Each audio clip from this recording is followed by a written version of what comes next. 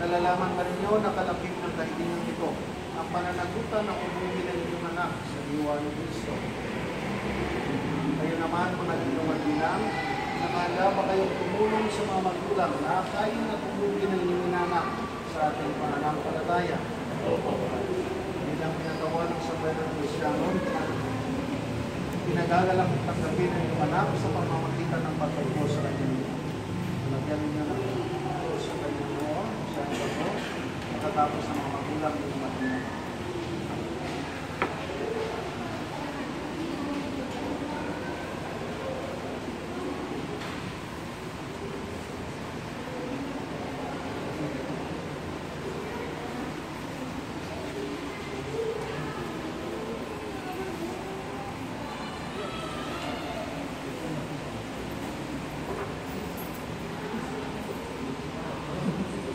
Para tumayo sa Diyos.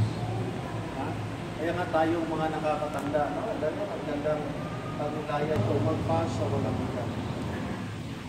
Sa kapangyarihan ng ating tagapagligtas na si Jesucristo,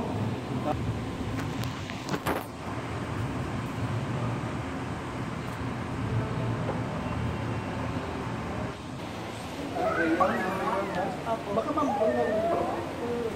ngayon, binibinyagan kita sa ngalan ng Ama, ng Anak, ng Espiritu Santo.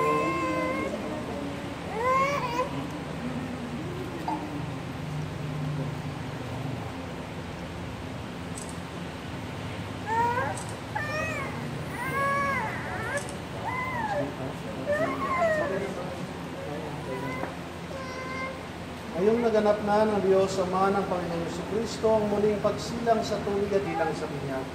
Maging matatag ka nawa sa iyong pakikisa kay Kristong Hari, Pari at Propeta, ngayon at magpasa walang hanggan.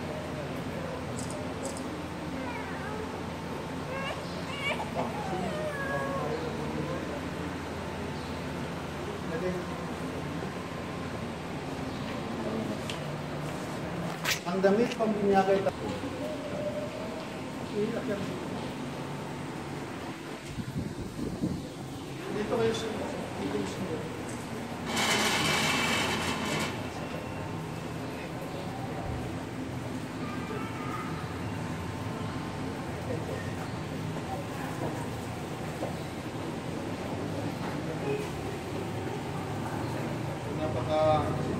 maraming simbol ang ating ginagawa, no? Itong kandila, ito'y nangangahulugan din na tayo magbigay ng liwanag, liwanagan natin ang kanyang landas para hindi siya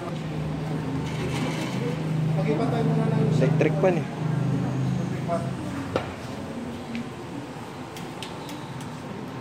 Sa pagbabalik ni Kristo ang ating Panginoon.